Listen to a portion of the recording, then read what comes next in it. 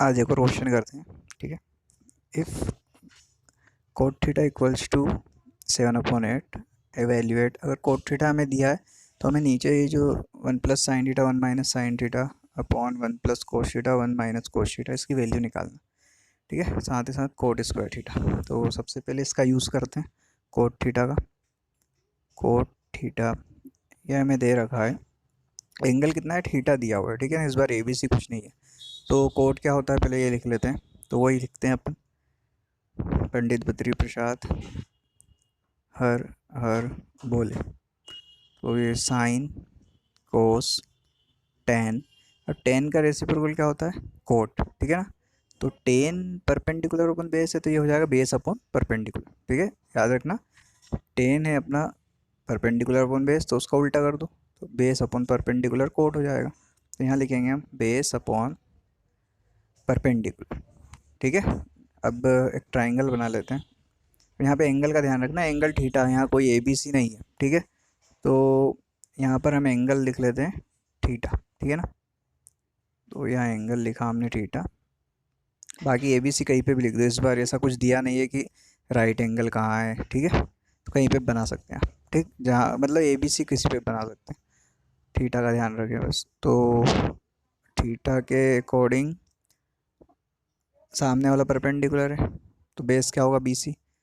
तो ये हो जाएगा बी सी अपॉन परपेंडिकुलर कितना है ए बी इक्वल्स टू 7/8। अब ये जो 7/8 क्या है, रेशो है किसका, बेस और परपेंडिकुलर का। ठीक है, तो ये रेशो हो गया, एग्जैक्ट वैल्यू नहीं है।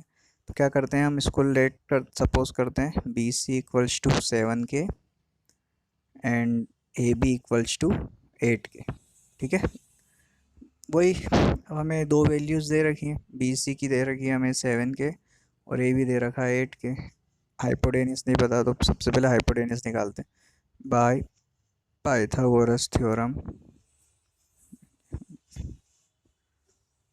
क्या होता है भाई हाइपोटेनियस स्क्वायर, मतलब आपका ये A C square equals to base क्या है B C square plus perpendicular A B square. ठीक है, अब ए सी तो हमें मालूम नहीं है as it is, B C कितना है भाई हमारा 7 के। ठीक है, यहाँ लिखेंगे 7 के whole square plus A B कितना है 8 के, इस पर भी होल स्क्वायर लगा दो। सॉल्व कर लेते हैं इसको अब आगे। ए सी स्क्वायर इक्वल्स टू 7 के स्क्वायर 49, के का स्क्वायर हम करेंगे तो के स्क्वायर, इस तरह 8 का स्क्वायर 64, के स्क्वायर एज इट इज़। तो A C square equals to plus करो इन दोनों, प्लस पे आएगा आपका 113। ठीक है, 113 के स्क्वायर। ठीक, अब स्क्वायर इधर जाएगा तो स्क्वायर रूट में चेंज हो जाएगा, तो 113 के square square root under root में जाएंगे। ठीक है ना, अब 113 तो बाहर नहीं आएगा अंडर रूट से, तो ये एज इट इज़ रहेगा के स्क्वायर बाहर आके के। ठीक है, अब ये हाइपोटेनियस आ गया हमारे पास अंडर रूट ऑफ 113 के। चलो अब आगे देखते हैं। अब आगे क्वेश्चन में क्या है, पहला हमारा 1 + sin थीटा। तो यहाँ पर 1 प्लस ना, क्वेश्चन लिख लेते हैं 1 + sin थीटा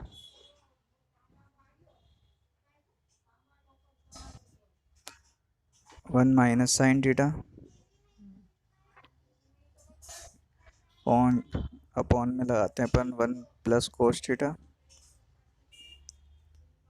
1 - cos थीटा।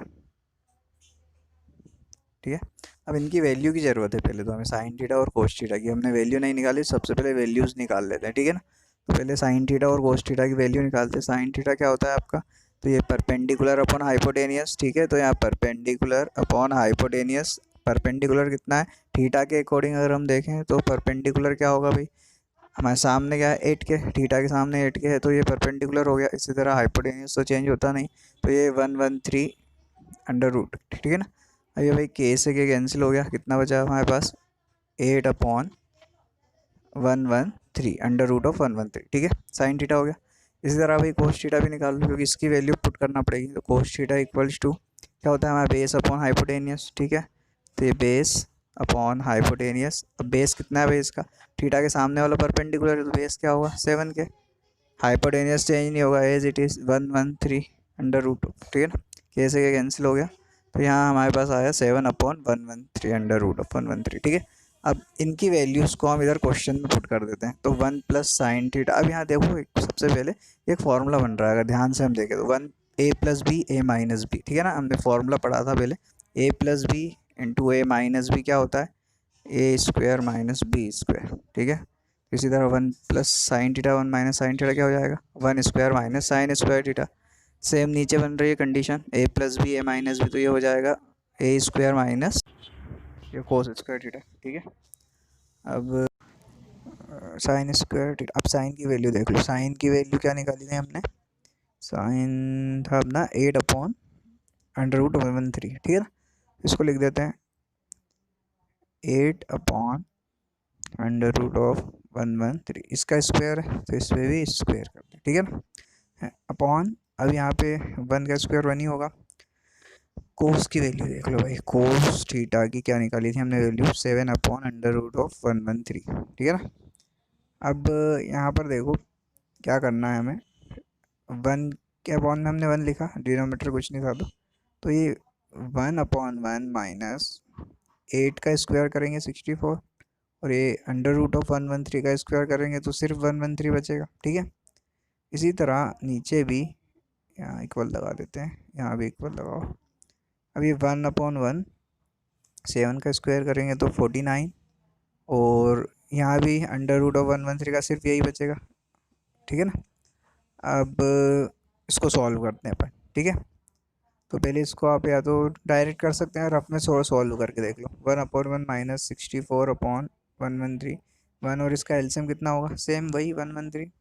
इसको 1 है यहाँ पर डिनोमिनेटर में, तो ऊपर डायरेक्ट मल्टीप्लाई होगा, और ये 1 टाइम हुआ 64 का 1 में 64, सब्ट्रैक्ट करेंगे तो ये बचेगा हमारा 49। ठीक है, तो यहाँ 49/113। ठीक है, तो हो जाएगा 49/113।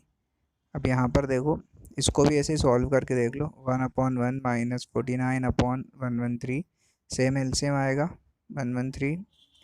यहाँ 1 है तो डायरेक्ट इसका ऊपर मल्टीप्लाई, तो ये 1 का 1 इसमें करेंगे तो 113, और ये 49, इसको माइनस करो ये बचेगा 64। ठीक है ना, 113। अब ये 64/113, अब ये देखो फ्रैक्शन के अपॉन में फ्रैक्शन है तो ऊपर वाला सेम रहेगा। ठीक है ना, 49/113, और ये नीचे वाला रेसिप्रोकल हो जाएगा, और 13/64, इससे कैंसिल हुआ। आंसर क्या है आपका, 49/64। अब सेकंड वाला आप कर लेना। ठीक है ना, इजी है वो, तो कुछ करना नहीं उसमें।